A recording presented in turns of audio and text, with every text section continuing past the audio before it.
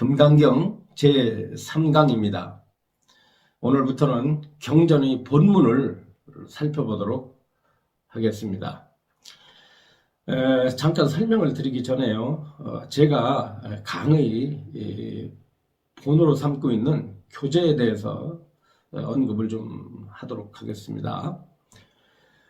현재 한국 불교에서 가장 많이 보급된 그 금강경은요, 과거 중국 요진 시대에 그 유명하신 구마라집 삼장께서 번역하신 번역본을 한글로 풀이를 해서 현재 널리 유통이 되고 있는 그런 실정입니다. 그에 따라서 저 역시 구마라집 스님께서 번역하신 한역본을 나름대로 한글로 번역을 해서 설명을 해왔습니다. 일전에 설명드렸듯 이 교재 역시 구마라집 삼장 스님의 번역본에 의거해서 쓰여진 책이라고 할 수가 있습니다. 여러분들께서 기회가 되시면은 불교 서점에 가면은 쉽게 아마 구할 수가 있을 겁니다. 민족서에서 나온 왕초보 금강경 박살되다라는 책인데요.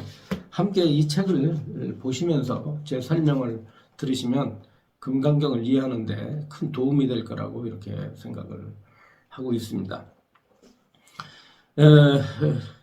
이 금강경을 이렇게 이제 이 시중에서는 설명되지 않은 경전으로서는 이렇게 이제 일반 불자님들 독송하기 좋으라고 이렇게 이제 그 노론 표지가 돼가지고 아주 크게 큼지막하게 이렇게 이제 위에는 한문으로 이제 된 경전이고 밑에는 번역된 한글 이렇게 함께 이렇게 이제 배치를 해가지고 아마 이것을 가지고 아마 절에서도 암송을 하고 가정에서도 이제 암송을 하고 그런 것 같습니다. 그런데 거기에 보면은 금강경 초보면 이것이 통으로 되어 있지 않고요, 나누어져 있죠. 제1 법회 인요분, 제2 선현 기청분, 제3 묘행 무주분 이렇게 해서 쭉 해가지고 맨 끝에 가서는 어떻게 되어 있죠? 응화 비진분으로 끝이 납니다. 그러면 처음부터 끝까지 32등분이 돼요. 32분으로 되어 있어요. 그러나 실제는 그 산스크리트 원본에는요, 경전이 이렇게 이렇게 나누어져 있질 않습니다. 그냥 처음부터 끝까지 그냥 이렇게 통으로 되어 있어요. 그것을 아주 후대에 양무제의 아들 소명태자께서 워낙 신심이 좋았기 때문에 후대에 금강경을 공부하시는 분들이 좀 이해를 좀 잘하시라고 그 경전의 그 내용별로 그 맞춰가지고 소제목을 이렇게 다른 거예요. 경전의 그 산스크리트 원본에는 이와 같은 32등분한 것이 없다는 점 이렇게 좀 더 알아두셔도 괜찮을 듯 싶습니다. 그럼에도 불구하고 모든 경전은 대개 3등분으로 이루어졌다고 볼 수가 있죠. 3등분이 뭐냐면 첫째는 법회 인유분입니다. 법회 인유분이 있고요.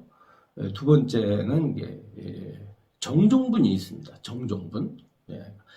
그래서 이제 법회 인유분은 서분에 해당이 돼요. 그리고 정종분은 본론에 해당이 되고, 마지막으로 이제 유통분 혹은 총루분이라는 것이 있습니다. 그래서 경전을 3등분해서 이렇게 설하셨는데, 첫째 서분, 정종분, 유통분 이렇게 돼 있죠. 근데 서분을 이 금강경에서는 서분이라고 하지 않고 법회 인유분이라고 이렇게 써 있습니다. 맨 처음 이렇게 떠들어보면 법회 인유분 그럽니다.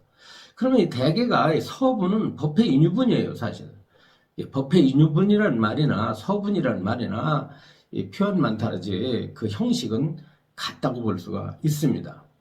그 다음에 이제 이 정종부는 본론인데요. 경전의 그 가르침, 본론이죠. 경전이 어떠한 가르침이, 그 경전이 어떤 가르침으로 이루어져 있느냐면 경전의 내용이 바로 그 정종분에 설해져 있고요. 마지막으로 유통분은 혹은 총로분이라고 말씀을 드렸죠. 유통분은 부처님께서 이 경전을 다 설하시고 난 다음에 그 대중들에게 당부하시는 말씀, 부촉하시는 말씀으로 이렇게 쓰여져 있습니다. 금강경은 바로 법회 인유분이 서분이 해당이 되고요. 정종분이 경전의 본론에 해당이 되고 제 32분 마지막 있죠. 응화비진분은 어디에 들어가느냐면 바로 유통분에 해당된다고 볼 수가 있습니다.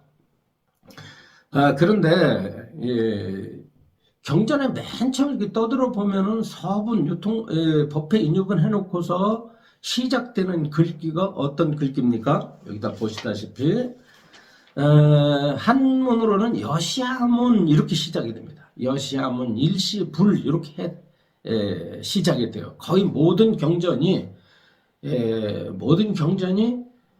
여시아문 일시불 이런 식으로 그 형식이 이렇게 짜여져 있습니다. 이것은 아마 초기 경전이나 대승경전이나 마찬가지라고 볼 수가 있습니다. 금강경도 예의가 아니죠. 여시아문이 무슨 뜻이겠습니까? 이와 같이 내가 들었습니다라는 뜻이에요. 이와 같이 내가 들었습니다. 일시 한때에 부처님께서 이렇게 되죠. 그래서 여기서는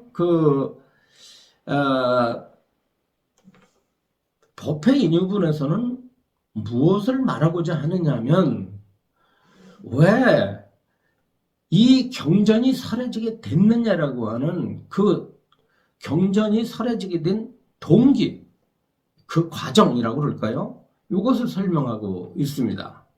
그러다 보니까 이제 이렇게 이와 같이 내가 들었습니다. 한때 부처님께서 어디에 계셨고 또 누구와 함께 계셨고 또 어떠한 일이 있어서 이와 같은 말씀을 하게 된 것입니다. 라고 하는 이런 형식을 밟게 돼요. 네. 근데 우리가 여기서 관심을 가져야 될 게 뭐겠어요? 앞에 나오는 여시아문입니다. 이와 같이 내가 들었습니다. 라는 거예요. 이것은 부처님께서는 이 세상에 오셔서 35세에 성도를 하시고 80세를 일기로 이제 대열반에 드시죠. 80세까지 사셨지 않습니까? 그런 35세에 부처가 돼가지고 80세에 입적에 드셨으니까 몇 년입니까? 45년 동안 설법을 하셨어요. 45년 동안 설법을 하셨지 이분께서 직접적으로 경전을 만드신 건 아니지 않습니까? 경전은 후대 제자들에 의해서 만들어집니다. 네. 그렇다고 한다면 이것은 어떻습니까? 후대 제자들에 의해서 이 경전이 만들어졌다는 것은 부처님께서 직접적으로 경전을 만들지는 않았지만 부처님께서 설하신 내용들을 제자들이 들었다는 거죠. 들은 것이 후대에 이어져 내려오면서 이것이 문자화되고 이것이 오늘과 같은 이런 경전의 형식을 가지고 있는 책이 되는 것입니다. 그래서 이것은 사실 대부분의 불교와 같은 그 깨달음을 가르치는 종교 외에 많은 종교들은요, 이런 형식을 띠질 않습니다. 이와 같이 내가 들었다라고 하질 않아요. 뭐 기독교 성서에 무슨 내가 이와 같이 들었다, 그런 내용이 있습니까? 없죠.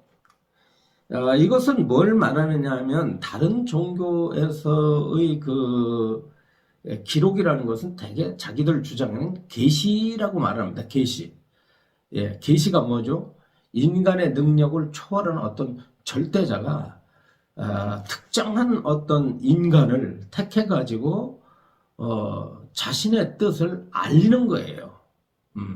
자신의 신의 뜻을 어떤 인간에게 비밀스럽게 알리는 겁니다.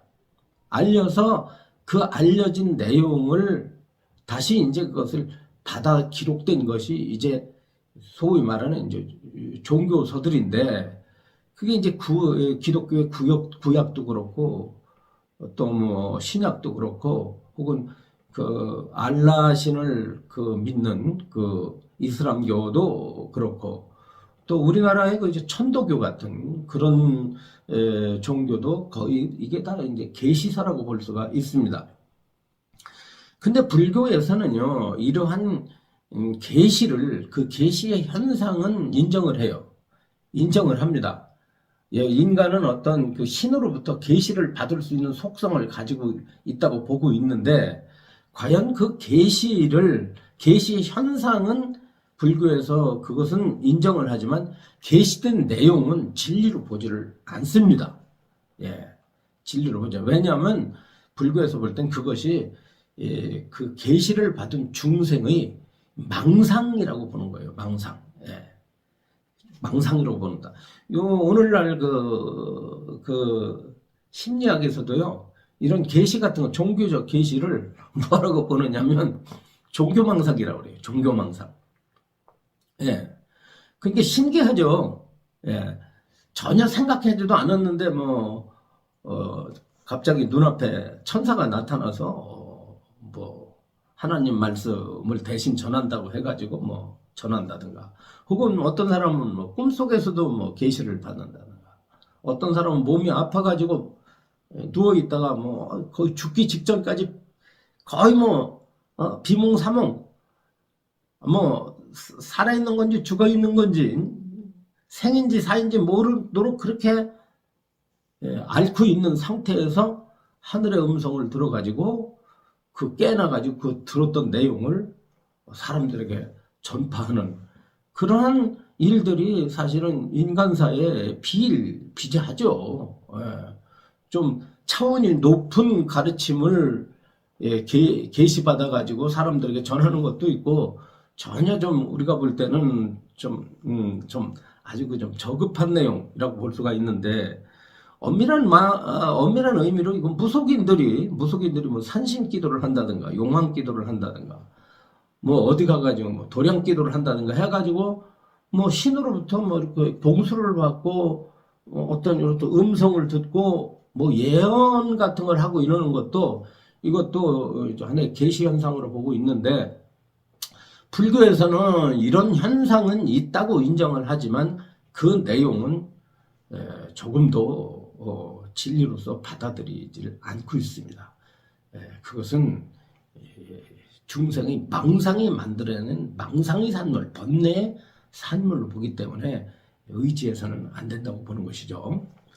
근데 이제 따라서 이 불교의 여시하문은 내가 이와 같이 들었다라고 하는 것은 뭐 보이지 않는 신적 어떤 그 대상으로부터, 절대자로부터 비밀되게 이렇게 들었다는 것이 아니라, 부처님께서 설하신 가르침은 공개적이었거든요. 아주 공개적이었었어요. 널리 여러 사람들 앞에서 설해진 그것을 제자들이 듣고 그것을 기억을 한 것을 다른 사람에게 전하게 되고 또 전하게 되고 한 것을, 이것이 내려오면서 나중에 이제 정리가 돼가지고 이게 문서화됐다고 볼 수가 있습니다. 그래서 불교의 여시아문은 신으로부터 계시받은 여시아문이 아니라 스승으로부터, 부처님이라고 하는 스승으로부터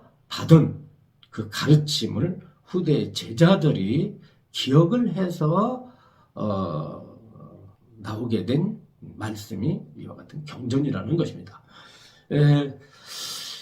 그런데 이제 여기에 역사가 있죠. 어떻게 역사가 됐습니까? 자, 부처님께서 이제 80세를 연세로 대열반에 드십니다. 대열반에 드셨는데, 한 석 달 지났을까요? 석 달을 지났는데 그때 교단에서 이런 일이 벌어집니다. 어떤 한 수바다라고 하는 그 노비구가 망언을 하는 거예요. 망언을 어떻게 하느냐. 야, 이제 우리의 그 스승은 이제 가셨다. 우리를 간섭하던 스승은 가셨어. 부처님을 두고 하는 말이죠. 가셨어. 그분께서는 툭하면 이렇게 하라, 이렇게 하지 말라. 하고 여러 가지로 우리를 갖다가 간섭하고 제약을 했는데, 이제는 그분께서 가셨으니 우리도 좀 이제 좀 자유롭게 살자. 우리도 좀 숨 좀 쉬고 살자. 뭐 이런 거 아니겠어요? 그런 말을 하는데 거기에 동조하는 사람들이 있었겠죠. 동조하는 사람들이 이제 이렇게 조금씩 생겨나는 거예요. 이게 불교가 후대까지 유지하는 데 있어서 가장 중요한 게 뭐냐면은 부처님께서 제정하신 계율이거든요. 계율이에요. 그래서 이제 오늘날까지 불교 교단이 이렇게 사라지지 않고 굳건하게 유지가 될 수 있었던 것은 부처님께서 계율을 제정하셨기 때문에 그래요.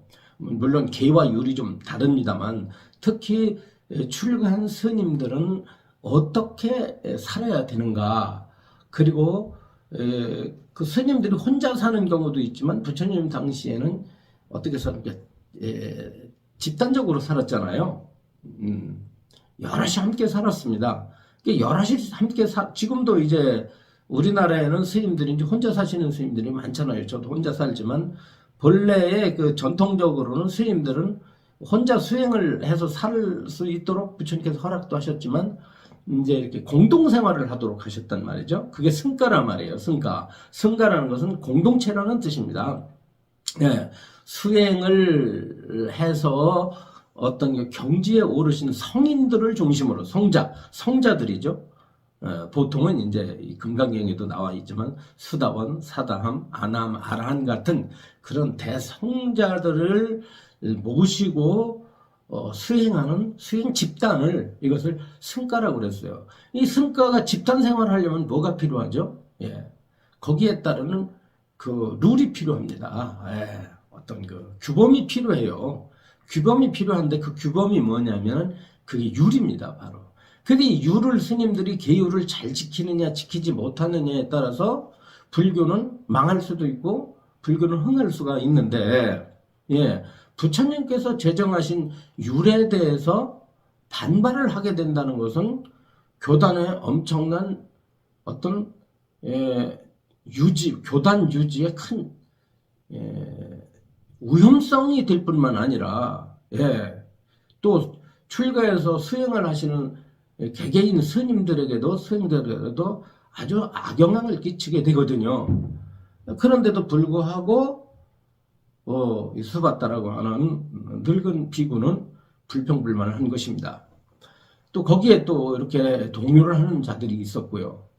이것을 이제 참 우려스럽게 바라보고 있던 분이 누구냐면 부처님의 상수제자라고 할 수 있는 마하가샤파 가섭존자입니다. 그래서 가섭존자께서 이를 아주 근심스럽게 근심하고 우려해서 이래서는 안 되겠다.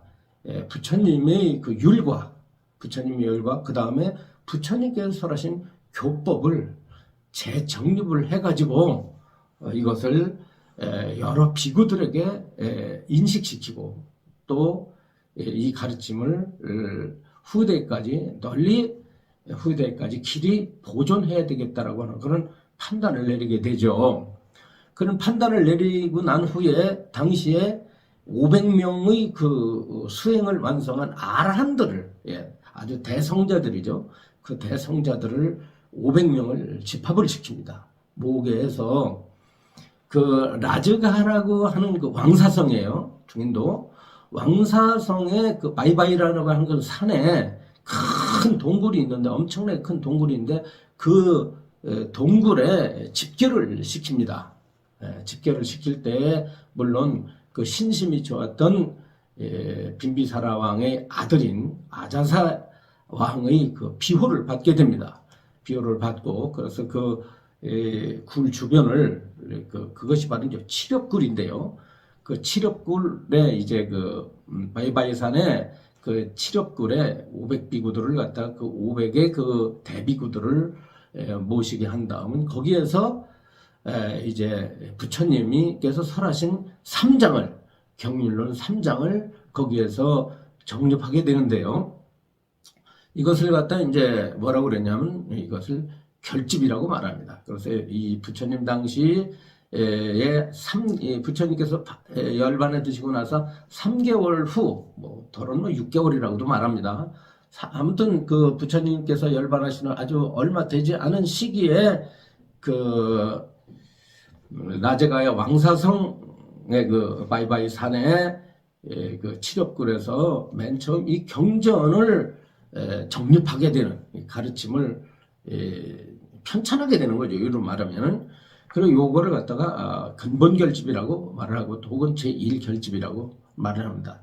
이 결집의 형식이 어땠느냐면 가장 중요한 계율을 누가 앞에서 암송을 했느냐면 직의 제일이었던 우빠리 존자가 앞에 나가서 계율이 비구가 지켜야 될 여러 가지 계율이 이러이러한 계기가 되어서 이와 같은 계율을 부처님께서 제정해야 되겠다라고 하는 것을 암송을 합니다. 그러니까 부처님의 계율은 그냥 처음부터 무슨 예를 들어 이거 하지 비구들에게 비구는 걸어갈 때 사방을 두리번거리면서 걸어가서는 안 된다. 출가한 비구는 불을 함부로 놓아서는 안 된다. 밥을 먹을 때 입을 많이 벌리고 먹어서는 안 된다.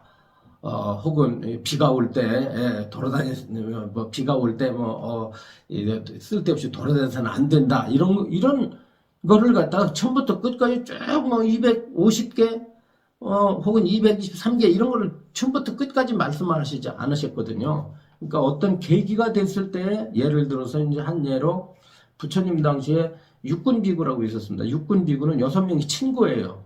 친구가 돼가지고 출가를 했는데 이 교단에서 상당히 많은 말썽을 일으키게 됩니다.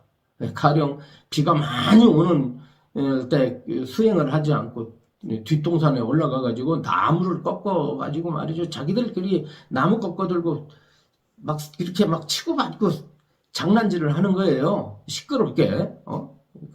그러니까 지나가던 제가 보니까 출가한 비구가 가사를 입고서 머리를 깎고 나무를 갖다 꺾어들고 서로 그냥 맞고 때리고 칼싸움놀이 하듯 시끌벅적하게 이렇게 하니까 보기 안 좋잖아요. 그래서 부처님한테 와서 이릅니다. 이거 6명의 비구가 바로 뒷산에서 비가 오는데 장난질을 하고 있는데 저래도 됩니까? 했더니 부처님께서 그 육군 비구들을 갖다가 불러놓고 타이르게 되죠. 출가한 비구는 우기에 비가 올 때 돌아다녀서는 안 된다. 수행을 해야 된다. 그래서 그 육군 비구 때문에 그 안거가 생겼다라는 그런 말이 있습니다. 안거가 생겼다는 그렇게 말을 해요. 그렇듯이 그 어떤 사건이 있었던 거죠. 율이 제정될 때 그 율을 누가 암송하느냐면 그 우빠리 존자가 암송을 할 때 역시 앞에 나가서 500명이 앉아 있는 앞에 나가서 이와 같이 내가 들었습니다라는 말로부터 시작을 해서 그 계율이 제정되는 과정에 대해서 암송을 하게 됩니다.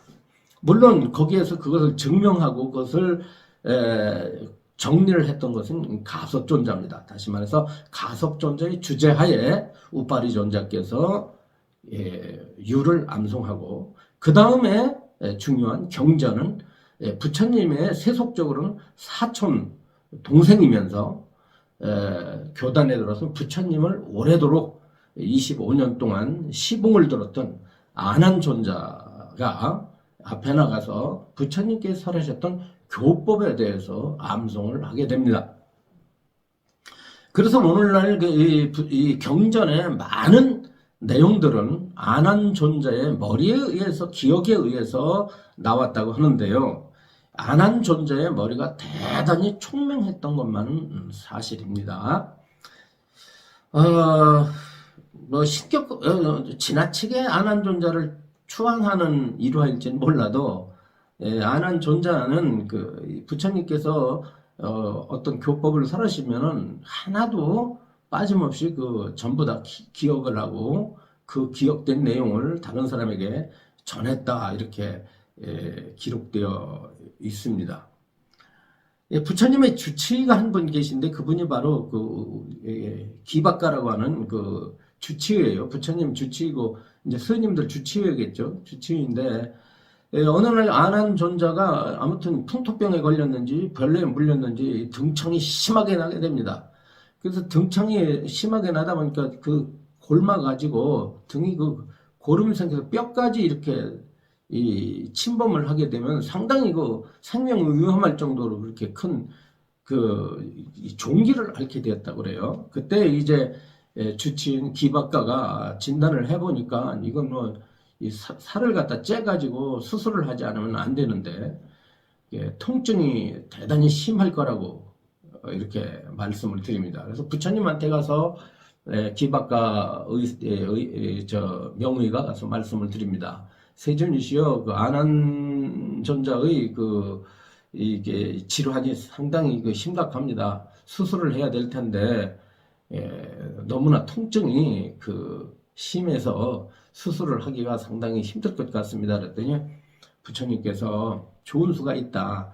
안하는 내가 설법을 할 때는 그 집중력이 얼마나 집중력 있게 설법을 듣는지 몸을 잃어버릴 정도다. 그러니까 아마 내가 설법하는 동안에 뒤에서 상처를 째가지고 그 고름을 제거하고 그 상처를 꿰매면은 아마 그 통증을 느끼지 못할 것이다 라고 이렇게 부처님께서 코치를 하시는 거예요. 그래서 기박가 명의가 그 말을 듣고 아닌 게 아니라 부처님께서 법을 설하실 때 안한존자가 얼마만큼 집중을 해서 부처님 말씀을 듣는지 뒤에서 살을 째고 뼈에 있는 고름을 긁어내서 치료하도록 그 통증을 느끼지 못하고 있다가 나중에 다 수술이 끝나고 나서야 아픔을 호소했다는 그런 기록이 있습니다.